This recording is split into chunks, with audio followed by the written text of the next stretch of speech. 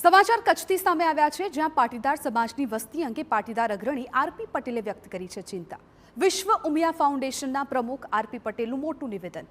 ઓછામાં ઓછા 3 થી 4 બાળકો પેદા કરવા પાટીદારોને અપીલ કરી। પાટીદાર સમાજમાં વન ચાઇલ્ડ અને નો ચાઇલ્ડનો ટ્રેન્ડ ઘાતક। સમાજનું સંખ્યાબળ ઘટતા સામાજિક અને રાજકીય શક્તિ પણ ઘટી। અસ્તિત્વ માટે લડવું પડે તેવી ગંભીર પરિસ્થિતિ સર્જાય તેવું આરપી પટેલે કહ્યું।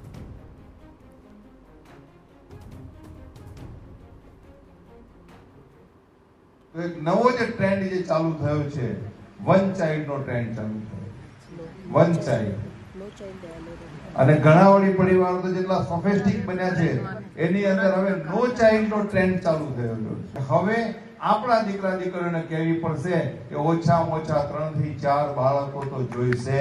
સંખ્યાબળ જ્યારે ઘટે છે ત્યારે ઓટોમેટિક એ સામાજિક તાકાત ઘટે છે અને સામાજિક તાકાત ઘટે છે ને ત્યારે રાજકીય શક્તિ પણ ઘટી જાય છે। તો નખત્રાણામાં યોજાયેલા પાટીદાર સમાજના કાર્યક્રમમાં જાહેર મંચ પરથી આરપી પટેલે આ નિવેદન આપ્યું છે, જેની હવે ચારેકોર ચર્ચા થઈ રહી છે।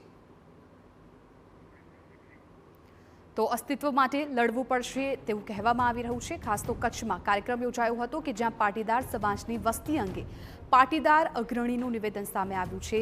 વિશ્વ ઉમિયા ફાઉન્ડેશનના પ્રમુખ આરપી પટેલનું આ મોટું નિવેદન છે।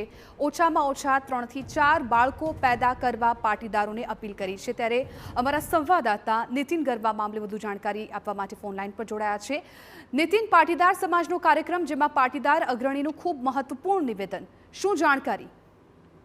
જી, એક પાટીદાર સમાજ માટે મહત્વનું જે નિવેદન આપવામાં આવ્યું છે નખત્રાણામાં આજે પાટી સમાજના કાર્યક્રમમાં વિશ્વ ઉમિયા ફાઉન્ડેશનના પ્રમુખ આરપી પટેલે નિવેદન આપ્યું છે। આરપી પટેલે પાટીદાર સમાજની સંખ્યાને લઈને ચિંતા વ્યક્ત કરી છે। પાટીદાર સમાજમાં જે વન ચાઇલ્ડ અને નો ચાઇલ્ડનો જે ટ્રેન્ડ ચાલી રહ્યો છે તે ઘાતક હોવાનું જે છે તે આરપી પટેલે જણાવ્યું છે। તેઓએ જે ઓછામાં ઓછા સમાજમાં 3 થી 4 બાળકો જે છે તે પેદા કરવા માટેની સમાજને અપીલ કરી છે।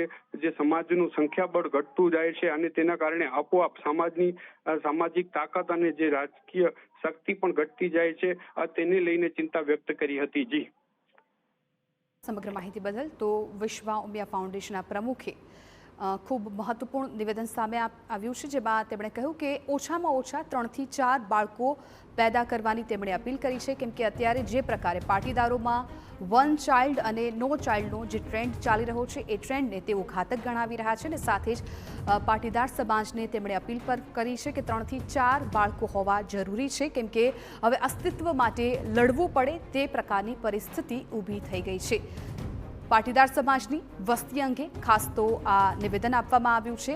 બાળકોને લઈને આ નિવેદન આપવામાં આવ્યું છે। કચ્છમાં કાર્યક્રમ હતો, એ કાર્યક્રમ દરમિયાન વિશ્વ ઉમિયા ફાઉન્ડેશનના પ્રમુખ આરપી પટેલનું આ મોટું નિવેદન છે કે જેમાં તેમણે જે અત્યારે પાટીદારોમાં વન ચાઇલ્ડ અને નો ચાઇલ્ડનો ટ્રેન્ડ ચાલી રહ્યો છે એ ટ્રેન્ડને તેમણે ઘાતક ગણાવ્યો છે અને 3 થી 4 બાળકો પેદા કરવાની તેમણે અપીલ કરી છે, કેમ કે તેઓનું જે પ્રમાણે કહેવું છે આરપી પટેલનું કે અસ્તિત્વ માટે હવે લડવું પડે એ પ્રકારની સ્થિતિ આવી ગઈ છે, કેમ કે પાટીદારની જે પ્રકારની અત્યારે વસ્તી છે એ વસ્તીને ધ્યાનમાં રાખતા તેમણે જાહેર કાર્યક્રમમાં જાહેર મંચ પરથી આ નિવેદન આપ્યું છે। વિશ્વ ઉમિયા ફાઉન્ડેશનના પ્રમુખનું આ નિવેદન। ત્યારે પાટીદાર અગ્રણી ગગજી સુથરિયા અમારી સાથે જોડાઈ ગયા છે। ગગજીભાઈ, TV9માં આપનું ખૂબ સ્વાગત છે। ગગજીભાઈ, અત્યારે આરપી પટેલનું જે નિવેદન સામે આવ્યું છે, આપને કદાચ ખ્યાલ હશે, અત્યારે પાટીદાર સમાજમાં જે વન ચાઇલ્ડ અને નો ચાઇલ્ડનો ટ્રેન્ડ ચાલી રહ્યો છે એ ટ્રેન્ડને તેઓ ઘાતક કહી રહ્યા છે। આપ આ નિવેદનને કઈ રીતે જુઓ છો? જિજ્ઞાસાબેન, એબીપી આપણે GTV9ના માધ્યમથી દર્શક મિત્રોને વંદન। અને આ જે તમે જે સવાલ કર્યો છે એમાં હું એવું વ્યક્તિગત એવું માનું છું કે જ્ઞાન વિજ્ઞાનની આ ટેકનોલોજી સદીની અંદર લોકો શિક્ષિત છે અને સમજદાર છે। આવી બાબતોમાં વ્યક્તિગત તો નિર્ણય કરવો એ પોતપોતાની સ્વતંત્રતા હોય છે, નંબર 1। સમજો છો ને મારી વાત તમે? જી જી, બિલકુલ, બોલો। એક બીજી વાત એ છે કે હવે ઇન્ફ્રાસ્ટ્રક્ચર વધતું જાય છે, બધી ફેક્ટરીઓ વધતી જાય છે, સોસાયટી મકાન વધતા જાય છે, જમીન ઘટતી જાય છે. કુદરતી રિસોર્સિસ, નેચરલ રિસોર્સિસ ઘટતા જતા હોવાથી માનવ સંસાધનની જે વ્યવસ્થા છે એ વ્યવસ્થાના ભાગરૂપે 3 થી 4 બાળકો વાળી વાત છે. એ બાબતમાં અત્યારની સદીમાં મને સુસંગત એટલા માટે લાગતું નથી કે અત્યારે જો બાળકને જન્મ આપ્યા પછી માતા પિતાની 5 બેઝિક જવાબદારીઓ બને છે. રોટી, કપડાં, મકાન, આરોગ્ય અને શિક્ષણ, 5 વસ્તુ આપવી પડે છે. બરાબર? આ મોંઘવારીના સમયની અંદર આ જવાબદારી એક વર્ગ ઉઠાવી શકે, એક વર્ગ ઠીક છે, બાકી એક વર્ગ આ વસ્તુનો સામનો કરી શકે એમ ન હોવાથી અત્યારે આ બાબતે પોતપોતાની રીતે બધા નિર્ણયો લેતા હોય છે સમજણ સાથે. એટલે ગગજીભાઈ, આરપી પટેલે જે નિવેદન આપ્યું છે એ નિવેદનને તમે સમર્થન નથી આપી રહ્યા, તમારી વાત પરથી એવું લાગી રહ્યું છે, એ બરાબર? મેં કીધું કે બેન, આમાં પોતપોતાની રીતે પોતાને નિર્ણય લઈ શકે એમ છે. પોતે દરેક વ્યક્તિઓ, દરેક ફેમિલી પોતે સમજી શકે એમ છે કે ફેમિલી પ્લાનિંગનું આખું શું એનો પોતાનો પ્લાનિંગ હોવું જોઈએ, સમજી શકે છે પોતપોતાનું. રાઈટ? બિલકુલ. ગગજીભાઈ, એક પ્રકારનો એક મુદ્દો તેમનો એ પણ છે કે જે પ્રકારે પાટીદાર સમાજની વસ્તી અને રાજકીય રીતે અને સામાજિક રીતે તેમની જે શક્તિ ઘટી રહી છે એ પણ ક્યાંક તેઓ એ મુદ્દે પણ કહી રહ્યા છે કે એટલે 3 થી 4 બાળકો કરવા જોઈએ તેવી અપીલ કરી છે. એટલે આ મુદ્દો ક્યાંય તમને સાચો લાગી રહ્યો છે, એ વાતને તમે કઈ રીતે જુઓ છો? મારો ધ્યાનમાં નથી કે આરપી પટેલ સાહેબ એ બાબતે શું બોલ્યા, એ ધ્યાન નથી. માત્ર તમે પહેલો જે સવાલ કર્યો કે 3 થી 4 બાળકો હોવા જોઈએ, એ બાબતે મારો જવાબ એ જ છે કે માનવ રિસોર્સિસ ઘટી રહ્યા હોવાથી અને એક વર્ગ ઘણી મુશ્કેલીઓનો સામનો કરતો હોવાથી અને રોટી, કપડા, મકાન, આરોગ્ય અને શિક્ષણ બાળકને આપવાની બેઝિક જવાબદારી છે. રાઈટ? એ સંજોગોમાં એ પોતાની રીતે સ્વતંત્ર નિર્ણય લે તો એ બરોબર હોય છે. રાઈટ? બિલકુલ. ઓકે બેન, હા, થેન્ક યુ. ગગજીભાઈ, આભાર આપનો અમારી સાથે વાતચીત કરવા બદલ. તો એક તરફ આરપી પટેલનું આ નિવેદન કે સમાજમાં જે પ્રકારે વસ્તી ઘટી રહી છે તેને જોતા 3 થી 4 બાળકો પેદા કરવાની તેમણે અપીલ કરી છે, જ્યારે પાટીદાર સમાજના અન્ય જે આગેવાન છે તેમનું માનવું છે કે આ દરેકનો એક વ્યક્તિગત નિર્ણય હોઈ શકે. વિશ્વ ઉમિયાધામ ફાઉન્ડેશનના જે પ્રમુખે જે રીતે નિવેદન આપ્યું છે તે પાટીદાર જે સમાજ માટેની જે ચિંતા વ્યક્ત કરી છે, જે પરિવાર જે વધારવા માટેની જે વાત કરી છે, તો આપણી સાથે સુરત પાટીદાર સમાજના જે આગેવાન અલ્પેશ ખતરિયા છે તેમની સાથે વાત કરીશું, કારણ કે આ નિવેદન છે તે સમાજ માટે કેટલું મહત્વનું છે. અલ્પેશભાઈ, જે રીતે પ્રમુખે જે રીતે નિવેદન આપ્યું છે તેને કઈ રીતે જોઈ રહ્યા છે અને કેટલી ચિંતાજનક બાબત? આજની સમગ્ર હિન્દુ સમાજની એક ચિંતાજનક બાબત રહી છે. સમાજના અગ્રણી તરીકે એમણે મંચ પરથી ધ્યાન દોર્યું છે. આજે મોંઘવારી છે, બેરોજગારી છે, આર્થિક વ્યવસ્થા છે, એના કારણે કુટુંબો આજે એ રસ્તે વળ્યા છે કે ભાઈ એક બાળક, 1 ચાઇલ્ડ અથવા નો ચાઇલ્ડ. તેનાથી ભવિષ્યના જે પ્રશ્નો ઊભા થવાના છે, એક તો કુટુંબ વ્યવસ્થાનો નાશ થશે, સમાજની વસ્તી ઓછી થશે. તો આ પ્રકારની બાબતોથી સમાજે પણ ચિંતન મનન કરવું જોઈએ. અને એમણે જે ચિંતા વ્યક્ત કરી છે એ ખરી હકીકત પણ છે કે આજે ટ્રેન્ડિંગમાં યુવા અવસ્થામાં લોકો આ નિર્ણયો લઈ રહ્યા છે.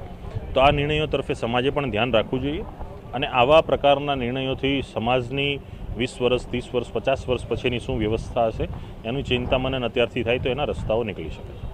3 થી 4 બાળક, 1 2 નહીં પણ 3 થી 4 બાળક એક પરિવારની અંદર હોવું જોઈએ તેવી અપીલ કરી છે.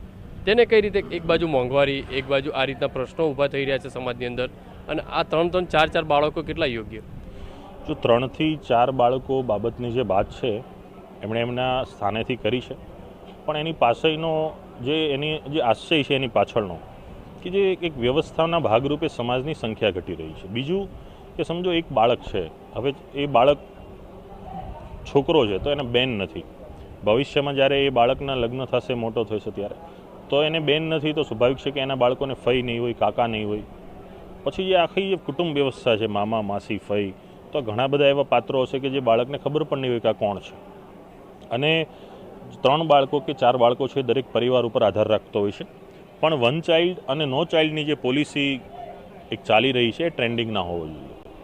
સાથે સાથે એક મહત્વની વસ્તુ કે રાજકીય બાબત, જે રીતે કે જે સમાજની અંદર સંખ્યાબળ ઘટી રહ્યું છે તેના કારણે કંઈક સામાજિક રીતે, રાજકીય રીતે પણ પાટીદાર સમાજનું બળ ઘટી રહ્યું છે. આ યોગ્ય છે ખરી? પાટીદાર સમાજની સાથે હું તો કહું છું સમગ્ર હિન્દુ સમાજમાં ટ્રેન્ડ ચાલી રહ્યો છે. ભવિષ્યમાં આ બાબતે પર ચર્ચા વિમર્શ નહીં થાય તો જેમ જેમ સંખ્યાનો ગ્રાફ ઘટતો જાય છે અને લોકશાહીની અંદર જેની સંખ્યા વધારે, જેના માથાઓ વધારે, એનો ડંકો વાગતો હોય છે. તો જેમ જેમ લોકશાહીમાં તમારું સભ્ય સંખ્યાઓ ઓછી થશે તો સ્વાભાવિક છે કે એનું પ્રતિનિધિત્વ ઘટશે. પાટીદાર સમાજને કઈ રીતે જોઈ રહ્યા છે? આ રાજકીય બાબત જે આખી વાત કરી છે, સામાજિક વાત, કે પાટીદાર સમાજની અંદર સંખ્યાબળ ઘટી રહ્યું છે, એટલે કઈ રીતે આખું આ જોવામાં આવી રહ્યું છે અને આ નિવેદન પાછળનો ઉદ્દેશ શું હોઈ શકે છે? જો આ મુદ્દાને માત્ર રાજકીય સાથે એટલા માટે ન જોડવું જોઈએ કેમ કે સમાજ વ્યવસ્થા, હિન્દુ વ્યવસ્થા, ભારતીય કુટુંબિક વ્યવસ્થા, રાજકીય વ્યવસ્થા અને બાળકો ચાલો વધારે પણ હોય તો એના માટેની આર્થિક વ્યવસ્થા, ઘણા બધા એવા બાબતો છે કે એના માટેનો બધો જ વિચાર કરવો પડતો હોય છે. એટલે માત્ર આને રાજકીય વ્યવસ્થા સાથે ન જોડીને સંલગ્ન તમામ પાસાઓ સાથે જોડીને વિચાર કરવો. આ નિવેદનની સાથે તમે સંમત ખરી? આ નિવેદન સાથે હું એટલા માટે સહમત છું કે આ વ્યવસ્થાથી સમાજની અંદરના પ્રશ્નો સર્જાવાના છે કે જે પ્રશ્નો આજથી ઊભા થઈ રહ્યા છે અને સમાજના એક અગ્રણી ભૂમિકામાં જ્યારે આરપી પટેલ છે ત્યારે સમાજની જે વ્યવસ્થા છે એ બાબતેની સારી કે ખરાબ હકીકત મંચ પરથી જાહેર કરવી એમનું કર્તવ્ય છે અને સારી રીતે નિભાવી છે. જે રીતે જે ફાઉન્ડેશનના જે પ્રમુખે જે નિવેદન આપ્યું છે તે નિવેદનને જે સમર્થન છે તે પાટીદાર અગ્રણી અલ્પેશ કથિરિયા છે તે આપી રહ્યા છે, કારણ કે આવનારા સમયની અંદર આ જે પ્રશ્ન છે સૌથી મોટો ગંભીર પ્રશ્ન ઊભો થઈ શકે છે, જેને લઈને અત્યારથી વિચારણા કરવી જરૂરી છે. કેમેરામેન સંજય ચંડેલ સાથે બલદેવ સુથાર, TV9 સુરત.